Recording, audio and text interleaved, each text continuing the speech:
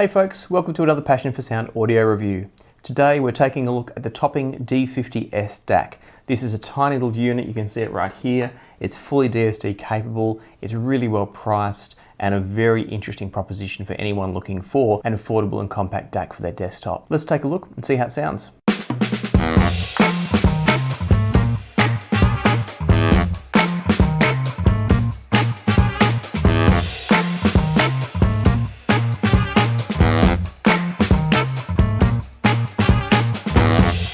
So for around $250 this is a really well priced DAC, given that it offers you dual ESS 9038 Sabre chips, it gives you full DSD capabilities up to DSD 512, and it even has a built-in HD Bluetooth receiver. Some of you might be familiar with the Topping D50 DAC. This is essentially the new model of that, which does include that Bluetooth receiver that I just mentioned, but they've also included some new filtering to remove some of the glare that is often apparent with the ESS Sabre chips. I should mention at this point as well that if you would like to actually try this DAC out for yourself, have a listen to it for yourself, do stay tuned at the end when I'll tell you how you can get your hands on it for a 2-week trial as part of the Passion for Sound audio gear tour. So yeah, stay tuned.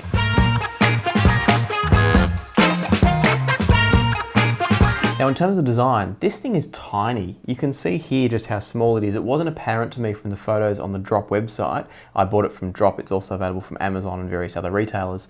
It wasn't apparent to me just how small it is. And just to make sure it's really clear how tiny it is, I've got a drinks coaster here. And you can see if I hold them next to each other, they are almost identical in size. The D50s is just a tiny bit broader. It's basically square, so in each direction it's a little bit wider. But other than that, it's essentially the same as a drinks coaster, only thicker. So that's a tiny footprint for a full DSD capable DAC. The other things that I should mention is that it's got this little front joystick here. This allows you to move left and right through the modes. It also allows you to go up and down through the volume. And I'll talk more about the volume in a little while. To me, it's a little bit dinky. It doesn't feel particularly good. I don't hate it, but it's not a nice interaction with the system. Thankfully, they provide a remote control which you can use instead, and that remote control is really handy, easy to use, very effective. So I'm not a huge fan of this little joystick, but it's not the end of the world because you have got the remote control. Also on the front here, you'll see there's a display. Now I love the fact that it's a really clean, clear, bright display, and it doesn't try to tell you too much. The majority of the display is used for displaying the volume at the time, and you can also see the sample rate if you look closely, and obviously which input it's on, and I'll talk about the inputs in just a moment. If I flip around to the back, we've got a single-ended RCA output, so your left and right stereo. We've got a coaxial input, an optical input, USB input, and as I mentioned before, this new addition, which is the Bluetooth antenna. So that's going to receive HD Bluetooth signal. It's not quite as good as a direct feed, but it is still very good and a nice upgrade from nothing at all, essentially. Finally, there's also a 5-volt power input here, and I wanted to mention that specifically because when you get the D50s, it comes with 2 USB cables. One of them is designed for the USB-B socket here, but the other one is terminated with a 5-volt socket like this one. So what that means is you're essentially plugging 2 USB-A plugs into your computer, one to feed the power separately, the other one to provide the USB data. That to me is great in the sense that it means this can work pretty much anywhere, anytime. If you've got a laptop and you've got 2 spare USB sockets, you can run this DAC. The drawback, of course, is it does mean you're potentially tying up 2 USB sockets on your computer. Having said that, you could easily run this off a regular phone charger. So a charger that you got with your Samsung, your LG, your Google phone, whatever it might be, so long as you can plug a USB-A into the actual phone charger, you can then plug the power in at this end and you've got yourself a power supply. Topping do also sell a linear power supply for this unit and a number of their other units.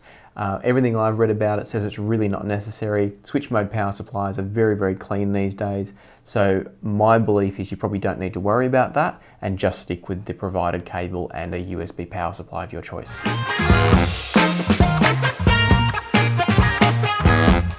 While we're talking about design and features, we might as well move into usability. So for me, usability is all about how simple is it to hook up? Does it work effectively as a day-to-day everyday thing? So not so much on a test bench, but in day-to-day use, when you're coming and you're going and you're switching sources and you're looking to change the volume depending on what you're doing at the time, how well does it go? Firstly, I have to say that the USB and Bluetooth were seamless. Very easy to pair up with my phone, very easy to connect to the computer, there's no drivers required, it all just works really, really well.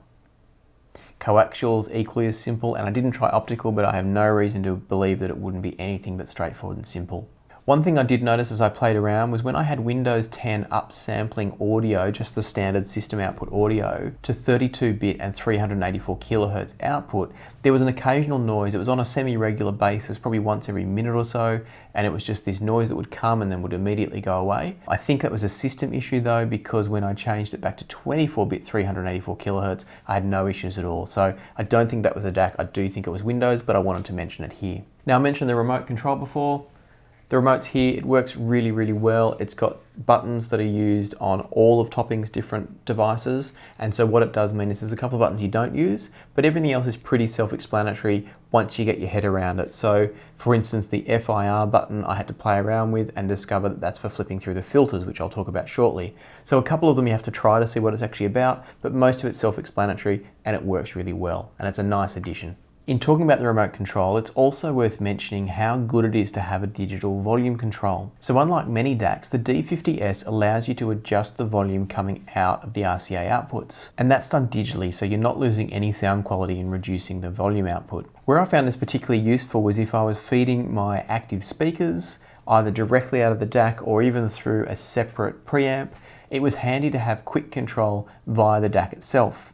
Where it was also good was if I was using my sensitive IEMs and I was finding I didn't have enough range on the volume control of the amplifier, I could pull back that output from the DAC to give myself a bit more range with the volume control on the amp. So it's a really handy little feature. Not everybody is going to need it, but it's a great addition to have, and it makes the DAC really versatile. So I've said a fair bit about the design, the usability. Hopefully by this stage you've got the sense that it's a well-made DAC. I haven't mentioned yet that it's actually made out of a solid piece of aluminium, which is fantastic, so it feels solid. It's got all the right inputs and outputs. It's easy to use. It's got the remote control and the volume control for versatility. So everything you need in terms of design and usability is great.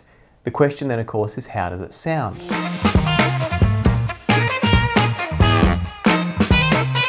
In short, I'd have to say it's outstanding for the price. I did find that upsampling to DSD gave a better sound quality compared to just the regular straightforward PCM input. So in other words, if I was playing a 16-bit 44.1 kilohertz FLAC file, I found it would sound better if I had software, whether it was JRiver Media Center or Roon. If I had that software upsampling it to DSD, it was a better quality sound that I was hearing. Specifically, what I noticed was that the clarity improved, the sense of space in the soundstage improved, and overall the sound was smoother. It wasn't smoothed off, but it was smoother. There was a little bit of glare, a little bit of harshness in the treble from regular PCM in comparison to DSD. That's not to say the PCM wasn't good, but DSD was noticeably better. It's worth pointing out here that doing that upsampling, so having a software program take the original file and upsample it to DSD, does place a large load on your computer processor. So depending on your system and what you're doing with your system at the time, you may find some dropouts if you do have software doing that upsampling. What I found was that the higher the DSD sample rate went, the better the sound quality, although once you got to DSD, the steps were less significant than the initial move from PCM to DSD. But I did find that going from DSD 64 to DSD 128 to DSD 256, each of those steps did make some improvement. So I guess my recommendation would be, depending on your requirements, depending on what your computer is capable of and what you're doing with it at the time, I would highly recommend, if you're using one of these, at least have it upsampled DSD 64. And if you've got the processor bandwidth, go all the way up to DSD 256 if you can. I also like to try the coaxial input on DACs that are USB DACs primarily, because sometimes the coaxial input can provide better sound quality than USB. Not always, but quite often. In this case, I'd say that compared to the DSD feed into the USB, the coaxial is maybe better or maybe just different. In flipping back and forth, I could hear that it was a different sound, but I couldn't actually tell you which one I preferred. The USB DSD input probably had a little bit more dynamic and energy to it. The coaxial maybe sounded a little bit smoother. I can't tell you which one's true compared to the recording. So for me, as I said, it just comes down to preference. And I would probably actually end up sticking with the DSD, partly for just convenience and ease of use, not having to have any kind of bridge going from your USB to the coaxial connection. One final point that I should make in relation to sound quality is that when you are using the Bluetooth input, yes, it's Bluetooth HD, but it's still not as good as a direct USB connection. What I found in listening to it was that the sound was just a bit rolled off. It's a little bit too smooth and a bit too mellow in comparison to what you get through, say, the USB or the coaxial connections. So great to have it from a versatility point of view, having the D50s connected to a pair of active speakers, being able to stream it audio straight from your phone and have this great little home hi-fi setup. That's a fantastic feature, and I'm certainly not knocking them for including it. But if you're looking for purity of audio, the Bluetooth is not going to be the way you feed this device most of the time. It's more of an extra bells and whistles type item to improve the versatility of the device overall. In general terms, for the sound quality, I describe the D50s as having a relatively spacious sound. There's good focus and clarity in the soundstage, so you can pick where certain sounds are coming from. It doesn't have a great deal of depth, but it's got good width from the soundstage. So it's not a game changer, it's not a world beater, but it's a good solid DAC that produces a nice quality soundstage. It's also fairly neutral. I've got a couple of comparisons coming up so you can get a sense of where it sits in the scheme of things, but generally speaking, I didn't ever feel like it was really bright or really warm. It just sits a nice middle ground there. You also do have the choice to change the sound quality ever so slightly by using one of 7 filters built into the DAC. So these filters change the way the DAC processes the sound and how it rolls off the audio up at around that 20 kilohertz mark. In my testing, what I found was that flipping through the various filters provided some very subtle changes to the sound, but it wasn't drastic, and in most cases it just altered the perception of width and space ever so slightly in the soundstage. So it's not going to change the overall characteristics of the DAC, it's just going to tweak it ever so slightly. And honestly, I don't think any of them are really better or worse. You may find you have a slight preference for one of them, but in my opinion, if you're not actually A/Bing them, it's very difficult to tell the difference. So let me provide a couple of comparisons just to fit this into the picture of things. I'm going to start off with an unfair comparison in the sense that the DAC I'm going to compare this with is way more expensive, and that's the Schiit Gungnir Multibit, or the Gumby as it's often known. So the Gumby is a multi-bit DAC, so it doesn't do any of the DSD, it doesn't do oversampling at all. It just plays anything from 16-bit 44 kilohertz up to 24-bit 192 kilohertz audio. In putting the two next to each other, what I found was that the D50s is slightly brighter than the Gumby. As a result, it has an illusion of greater transparency and greater detail. But as I listened to it more, what I found was that the D50s didn't actually give me the sense of layering and detail within the mid-range that the Gumby could do, and nor should it at the price difference. So overall, I would say the D50s stacks up really well against the Gumby, and we're talking about a $250 unit against a unit that's a couple of grand. So it's doing really well to stack up as well as it does, but you can hear where the extra expense is going when you start to notice some of those subtle cues, particularly in that mid-range. I also found that the resolution and clarity tended to carry out into the bass as well. So while both of them have the same impact and slam and even depth in the bass, there was a sense of resolution from the Gumby that the D50s can't quite match. And once again, I'm not expecting that it should because of the massive price difference. So let's talk about something that's a little bit more of a fair comparison, and that's the AudioFly Cobalt. So these two could actually be direct competitors for one another depending on your use case. If you don't need a portable DAC, but you're looking in that ballpark of sort of the $200, $300, $400 DAC, you might consider the Cobalt with its MQA capability, its versatility in terms of being portable if you want it to be, and so you could easily stack these up against one another. What I found was that the D50s is clearly a better DAC than the Cobalt. Obviously the engineers had a lot more space to play with when it came to the D50s, and that extra space for circuitry and componentry does actually prove to result in better sound quality. The sound from the D50s is more open, the soundstage is larger, but it's also slightly leaner. So the Cobalt gives you more warmth and depth in the bass, there's more impact in the bass, but on the other hand, you get a sense of space and clarity from the D50s that the Cobalt can't quite match. So some people are probably going to prefer the Cobalt, but based on my listening tests and my personal preferences, I'd actually probably lean towards the D50s if I was going to use both in a desktop scenario. Obviously, if it comes down to portability, the Cobalt runs away with it every single time, but if it comes down to just purely which one's going to give me the best sound quality for my dollars, the D50s will actually outperform the Cobalt, and it costs a bit less. So bang for buck sound quality, the D50s would take the win in that one.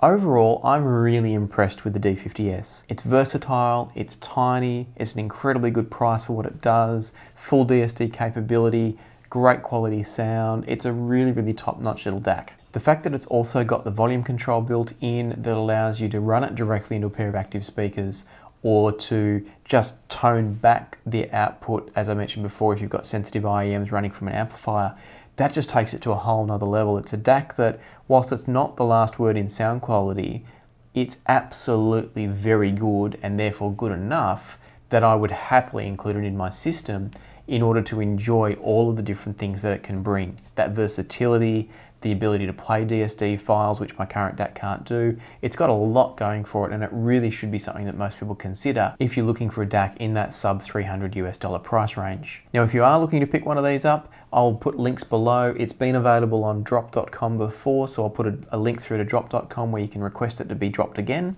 and I'll also provide an Amazon link. Particularly in the case of the Amazon link, if you do choose to buy through there, it really helps the channel. It provides just a small amount of income and it helps me to keep producing these videos. I should mention that the D50s was purchased with my own money. There's no sponsorship behind this. So any contributions that you guys make helps me to keep buying gear like this to bring reviews to you. On that note, there's something interesting that I mentioned at the beginning of the video, and that is that if you'd like to get your hands on this D50s and give it a listen for yourself, I've now set up a Patreon page. There's 4 tiers of membership, and one of those tiers of membership will actually allow you to join the Passion for Sound audio gear tour. What that means is you can have this D50s sent to you for a couple of weeks, you can take a listen to it, and then send it on to somebody else who's in that gear tour. Hopefully you'll find it's a great opportunity to try out gear that you may be on the fence about buying, or maybe you'd never buy but you're just curious. I thought it would be fun to make that opportunity available to a handful of viewers. There's also a couple of other benefits to have a look at, so do jump over to the Patreon link. I'll put it in the description below. Take a look, and if you'd like to contribute, it will help, as I said before, go to purchasing more equipment for reviews, and then either giving that equipment away to patrons or sending it around on gear tours depending on the product. So I hope you found this review useful. Thanks for watching, and as always, we'll see you here next time on Passion for Sound.